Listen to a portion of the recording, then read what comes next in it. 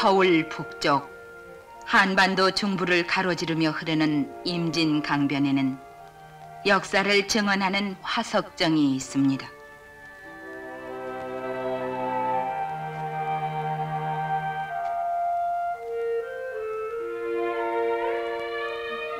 이 화석정은 400여 년 전 석학 이율곡 선생이 마련한 정자로서 임진왜란 때 불타 없어진 것을 최근에 박정희 대통령께서 다시 중수한 것입니다. 이율곡 선생은 임진왜란이 일어나기 10년 전에 미리 앞을 내다보고 10만 양병을 주창했으나 그것을 받아들이지 않아 우리의 조상들은 7년 전쟁의 화를 입었던 것입니다.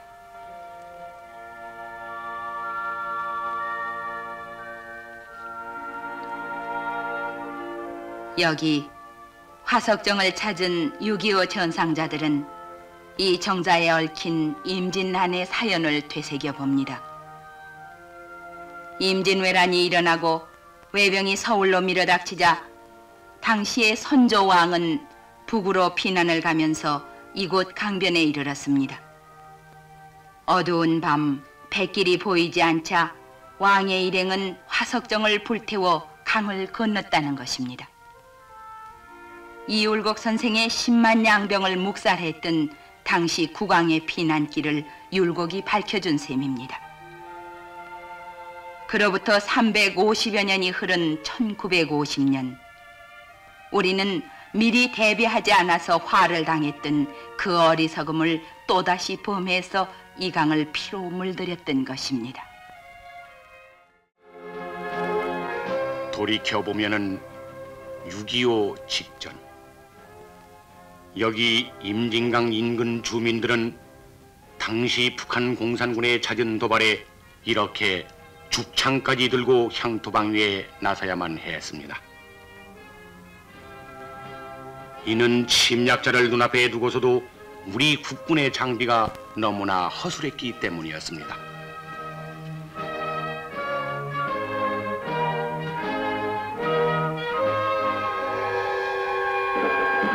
이러한 우리의 사정과는 달리 북한의 김일성은 그 당시 남침 전쟁 준비를 하면서 소련을 방문 비밀 군사협정을 맺고 스탈린으로부터 많은 전쟁 무기를 받아냈습니다. 훗날 소련 수상이었던 후르시초프는 그의 자서전에서 그때 김일성 소련 방문을 이렇게 회고했습니다. 1949년 말 김일성은 그의 대표단을 인솔하고 스탈린과 회담하기 위해 모스크바에 도착했다. 그때 김일성은 남한에 대해 무력 도발을 원하고 있었다. 김일성은 남한에 한두 번 자극을 주기만 하면 남한에서 내란이 일어나 인민의 힘으로 승리를 거둘 수 있을 것이라고 말했다.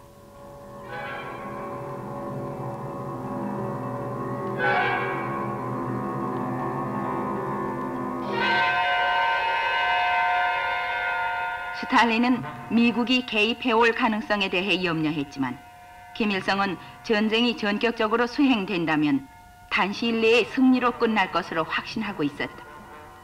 이때 미국의 개입은 피할 수 있으리라는 쪽으로 의견이 기울어졌다.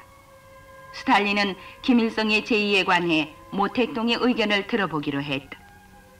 모택동은 한술 더 떠서 그런 전쟁이야말로 한국인 스스로가 해결할 국내 문제이므로 미국이 개입하지 않으리라고 했다. 나 후르시초프는 스탈린 별장에서 베풀어졌던 유쾌한 만찬회를 기억한다. 우리는 김일성의 완전한 성공을 기원했고 그들의 투쟁이 승리할 날을 고대하며 건배했다.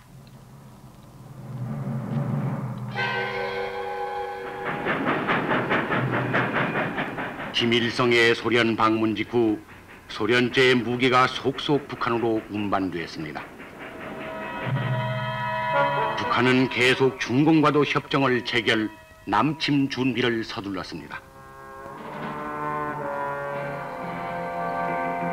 6.25가 발발한 1950년 초에 이르러 마침내 북한 공산군의 대규모 군사훈련은 시작됐습니다.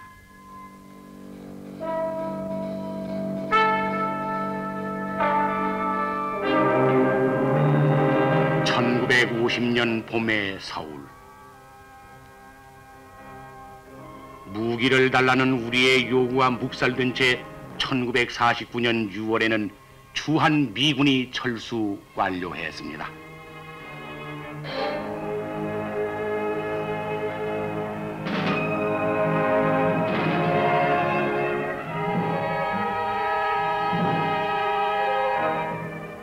더욱이 1950년 1월 미국은 김일성의 전쟁 도발 야욕에 부채질하듯 이른바 에치슨 라인이라는 극동 방위선을 발표함으로써 한국과 대만은 그 방위선에서 제외됐던 것입니다.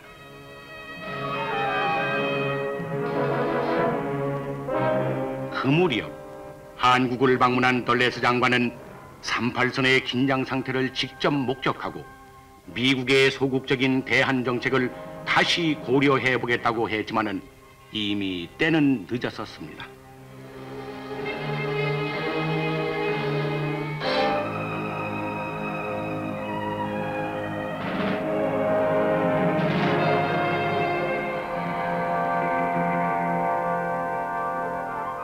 (6월 18일) 드디어 남침을 위한 김일성의 정찰명령 제1호가 내려졌습니다.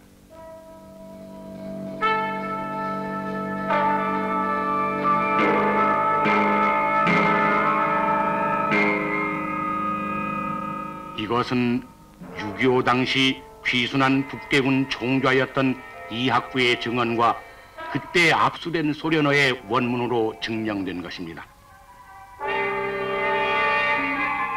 그 내용에는 북한 괴뢰군은 1950년 6월 23일까지 서울로 쳐내려갈 모든 준비를 완료하라는 것이었습니다.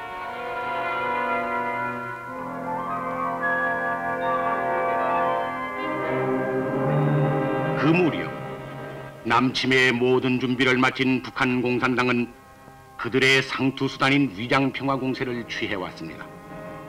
먼저 남한 땅에서 공비 활동을 중지시키고 남북한의 총선거를 제의하기도 했습니다.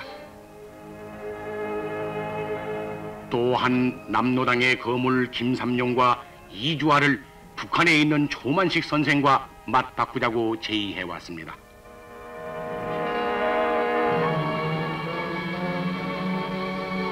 이러한 북쪽의 심상치 않은 움직임을 당시 국군 정보기관에서는 수차 보고한 바 있으나 고위층에서 이를 묵살해버렸고 대통령도 남북의 충돌은 없을 것이라고 말했습니다. 그러한 상황에서 그해 6월 초에 사단장급 이상의 국군 고급 지휘관에 대한 인사이동을 단행했으며 38선을 경비하는 부대까지 이동 배치했고 1,500대가량의 군 차량 중 1,000대가량이 후방에서 정비 중이었습니다.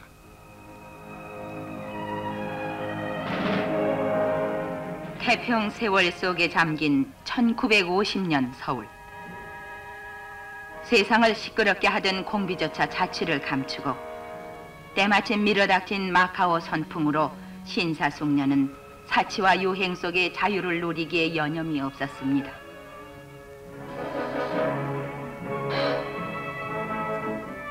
더욱이 그해 5월 제2대 국회의원 선거를 전후해서 방방곡곡은 선거 분위기에 들떠 있었습니다. 정치인은 득표 공작에 여념이 없었고 유권자들은 일손을 놓고 술과 놀이로 나날을 보냈습니다. 자유와 민주를 즐기기만 하고 그것을 지킬 생각은 하지 않았던 것입니다. 1950년 6월 24일 그날은 토요일이라 대부분의 장병들은 외출과 휴가를 즐기고 특히 농촌 출신 사병들에게는 15일간의 농번기 휴가를 주어 모심기를 돕게 했던 것입니다.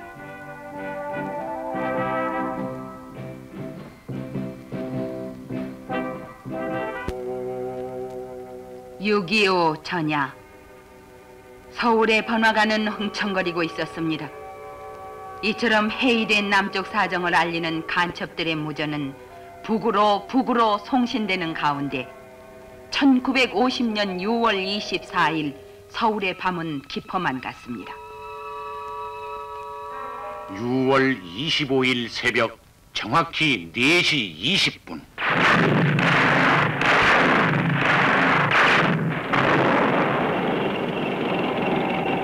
북한 공산군은 소련제 T-34형 탱크 242대를 앞세우고 보병 10개 사단 11만 1000 병력이 38선 전역에서 쳐내려 왔습니다.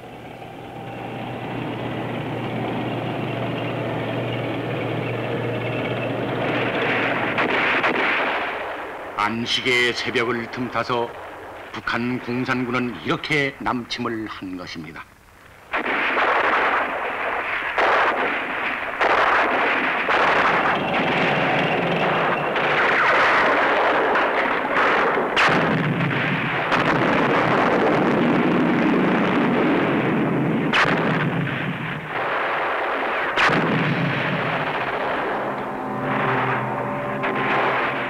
삼팔선에서 서울까지의 직선 거리는 44km, 즉 110리입니다. 6.25 직전 40여 킬로 북쪽에 적을 두고 이 땅에 결코 전쟁은 없다느니 설마 북쪽 공산당이 쳐내려 오겠느냐며 안일한 생활만 즐기다가 이렇게 당했습니다.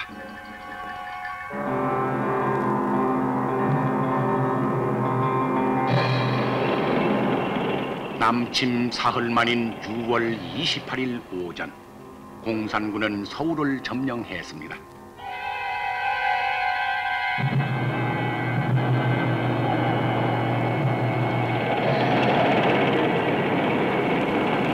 강을 건넜습니다.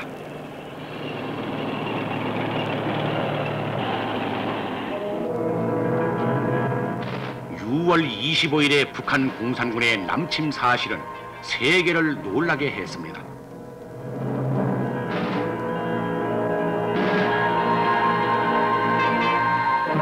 뉴욕 시간으로 이날 오후 3시, 유엔 안전보장이사회는 긴급회의를 갖고 북괴에 대해 즉각 정전할 것과 그들의 병력을 38선 이북으로 철수할 것을 요구하는 결의안을 채택했습니다. 이 결의안은 소련 대표가 참석하지 않았을 뿐 한나라의 반대, 즉 거부권 행사가 없이 9대 0, 기권 1표로 채택이 됐습니다.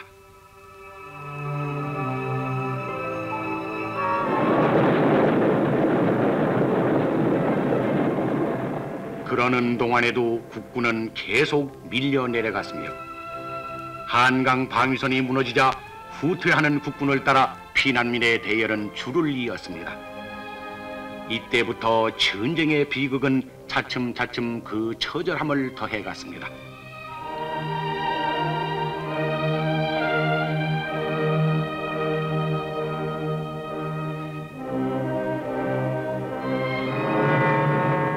(7월 1일) 유엔 안보이사회의 결정에 따라 먼저 미 지상군이 부산에 상륙했습니다. 수원 남방의 오산,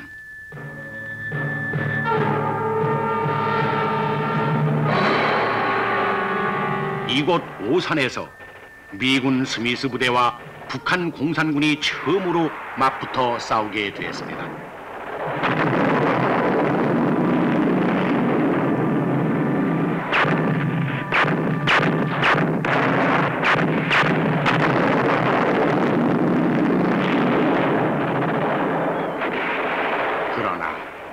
가벼운 무장과 적은 병력으로 북괴군의 미리 계획된 공격을 막을 수는 없었습니다.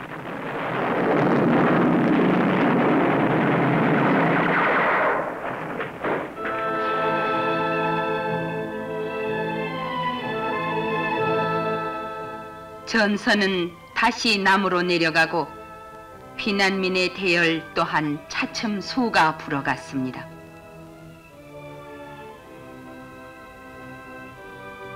처참한 민족의 대이동이 시작된 것입니다.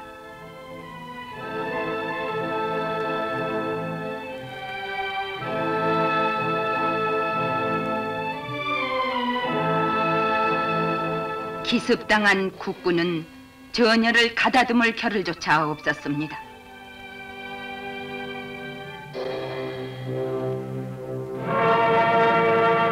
한편 도쿄의 메카더 장군은 유엔군 총사령관으로 임명돼 7월 12일 유엔의 깃발을 인수받았습니다.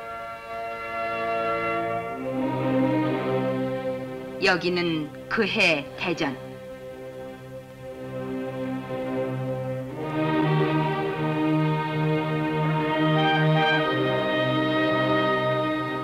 (7월의) 더위 속에 고달픈 피난길이 이어졌습니다.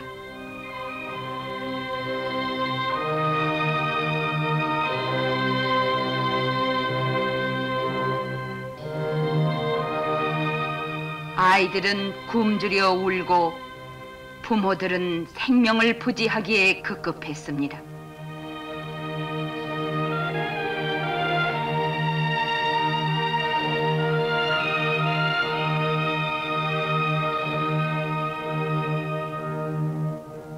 금강 방위선이 무너지게 되자 대전으로 옮겼던 정부는 다시 대구로 남하했습니다. 1950년 7월 20일경 대전에서 벌어졌던 시가전입니다. 그 당시 미 육군의 딘 소장이 이끄는 제24 기갑사단이 대전을 지키고 있었습니다.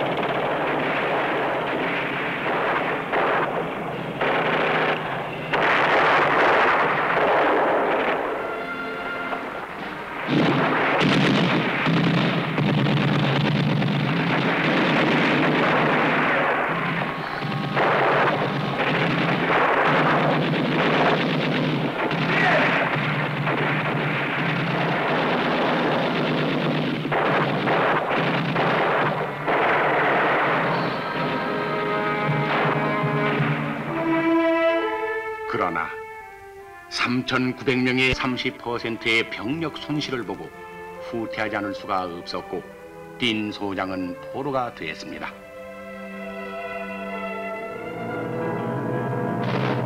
김석원 장군과 화령장 전투. 경부가도 동부지역을 맡았던 국군은 여기 중국 보은에서 상주로 넘어가는 화령장 고개에서 적을 크게 무찔렀습니다. 이른바 화령장 전투였습니다.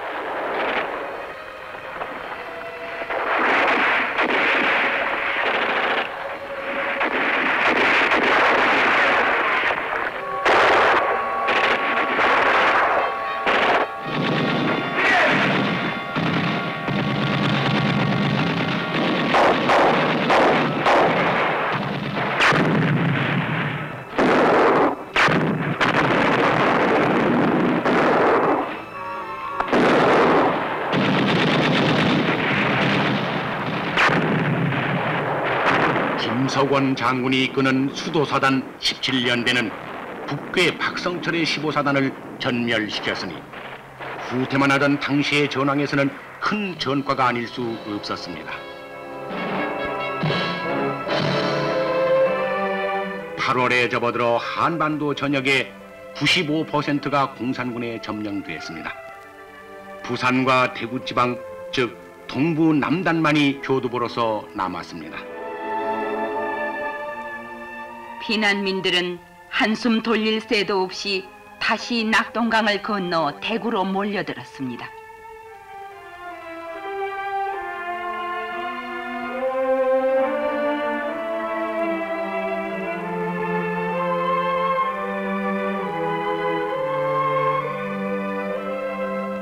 대구로 피난했던 정부 강요들과 이승만 대통령.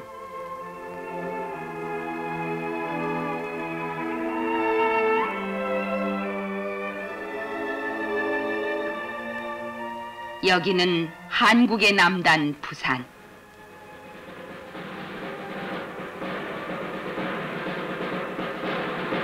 유엔 병력이 계속 투입됐습니다. 군대를 보낸 나라는 16개국이고 모든 원조 국가까지 합치면은 40여 개국에 이르렀습니다.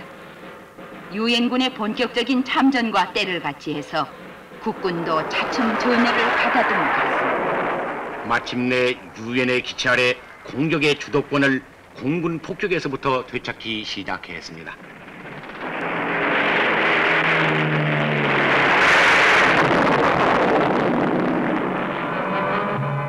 여기는 공산 침략군에 짓밟힌 서울 용산역 초차장.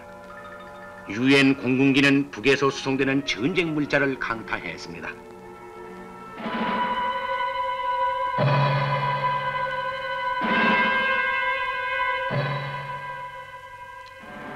불타는 서울.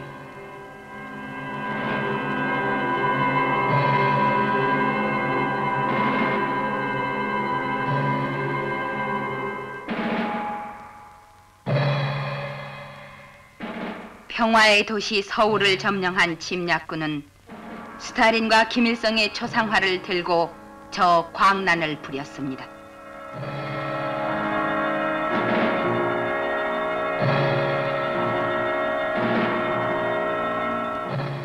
남쪽으로 피난을 못 간 시민들은 이렇게 강제노동의 서명을 해야만 목숨을 부지할 수 있었습니다.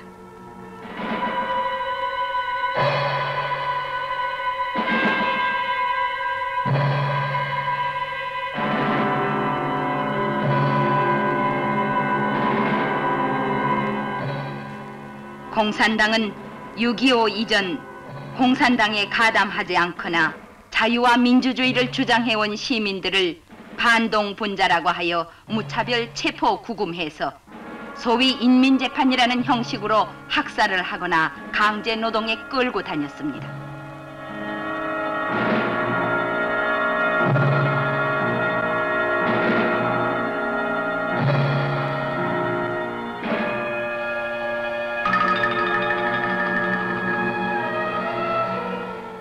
공산군은 나이 어린 중학생까지 강제 모집하여 총도 제대로 못 쏘는 청소년을 전쟁의 총알바지로 내몰았습니다.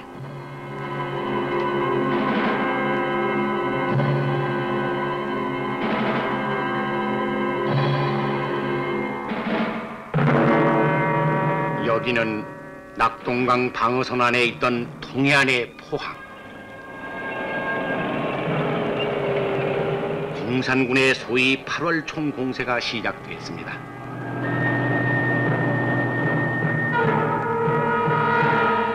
그 당시 영남 지방에 모인 한국의 젊은 학도들은 학도 의용군으로 나섰습니다. 군번 없는 학도병들의 거룩한 죽음이 낙동강 전선을 유지하고 있었습니다.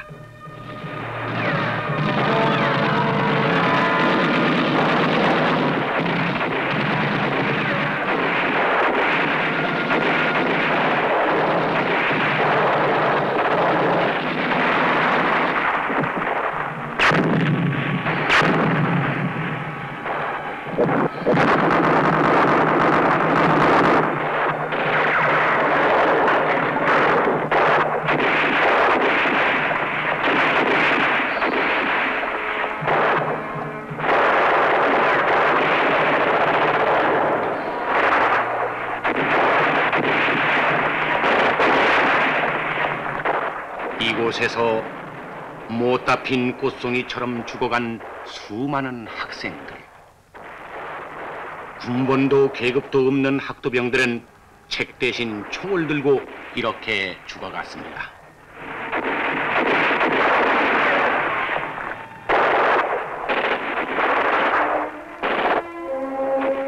결국 공산군은 포항 공격에 실패하고 북으로 밀리기 시작했습니다.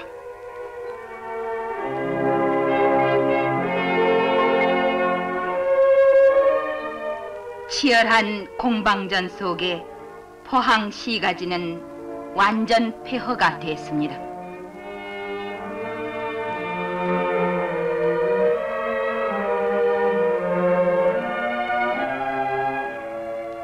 피난 갔던 주민들은 돌아왔지만 들어갈 집이 없었고 그들은 해변에서 이렇게 지내야만 했습니다.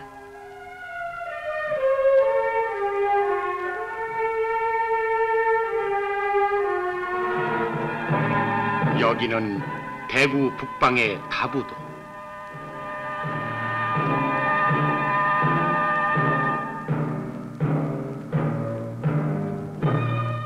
공산군은 외관지구 낙동강을 넘어서 대구 북쪽 다부동 근처에 집결하여 대구를 집중 공격해 왔습니다. 참으로 풍전등화의 위기였습니다.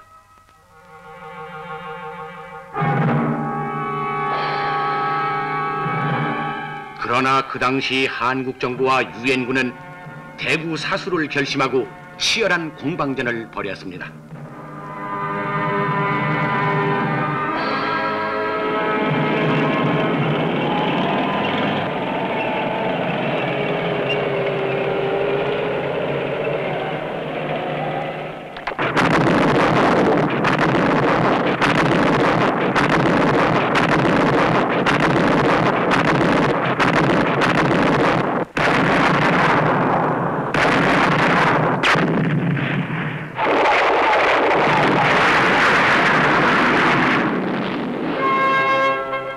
한국군 1사단은 대구 북방 8공산에 침투한 북계군 1사단을 완전 섬멸, 전세를 회복했습니다.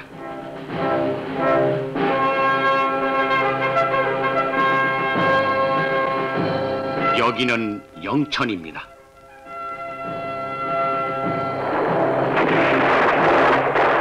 공산군이 대구의 정면 공격에서 실패하자 다시 영천 방면으로 공세를 취해왔습니다. 그래서 9월 6일에는 기습 공격으로 영천을 점령했습니다.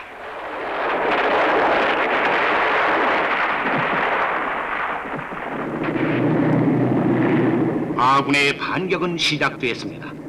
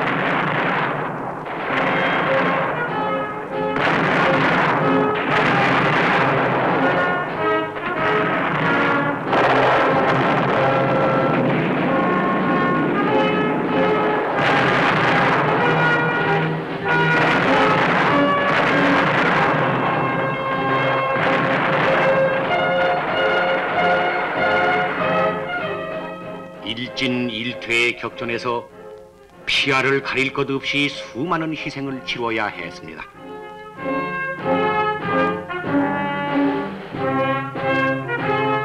(9월 10일) 한국군은 마침내 영천을 탈환했고 중동부의 북계군은 퇴각하기 시작했습니다.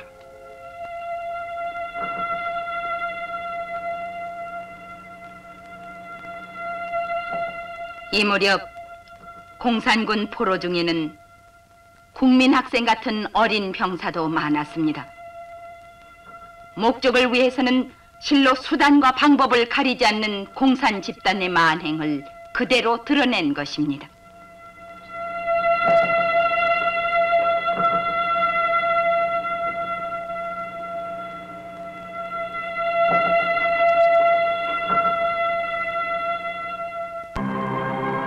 그해 9월 10일경 부산항에서는 한반도 남쪽 깊숙이 내려온 적의 허리를 자르기 위한 인천 상륙작전을 준비하고 있었습니다.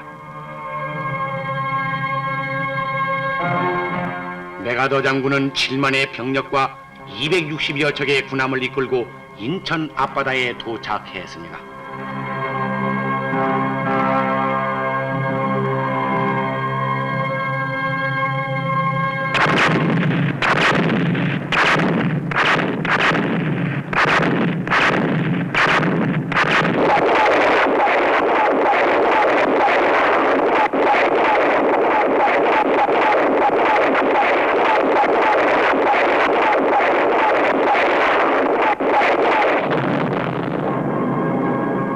9월 13일부터 시작된 함포 사격은 밤새도록 계속되었습니다.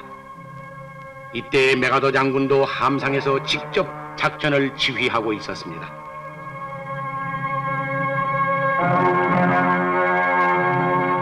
그날따라 유난히 흐린 날씨였습니다. 한국군 해병대는 수도 서울을 1착으로 진격한다는 희망에 부풀어 상륙정의 승선을 재촉했습니다. 마침내 월미도로 향한 상륙전이 시작되었습니다.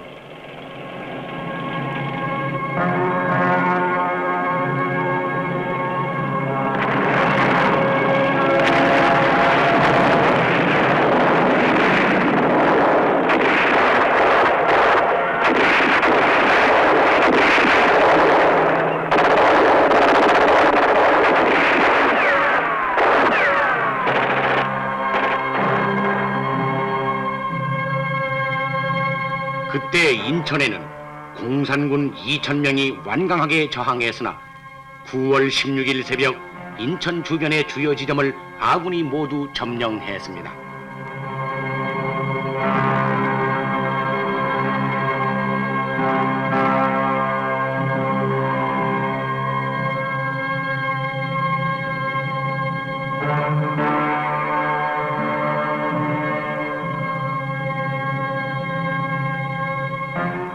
유엔군은 상륙 후 24시간 만에 인천 해안 교두보를 확보하는 데 성공했습니다.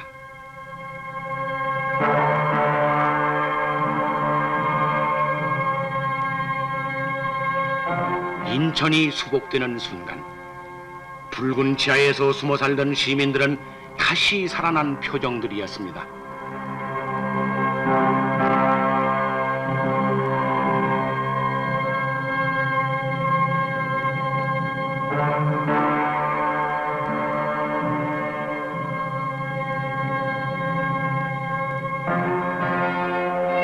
아군은 인천에서 서울로, 또 한편으론 낙동강 전선에서 서울로 진격해 올라갔습니다. 유엔군과 한국군은 9월 20일 한강을 건넜습니다.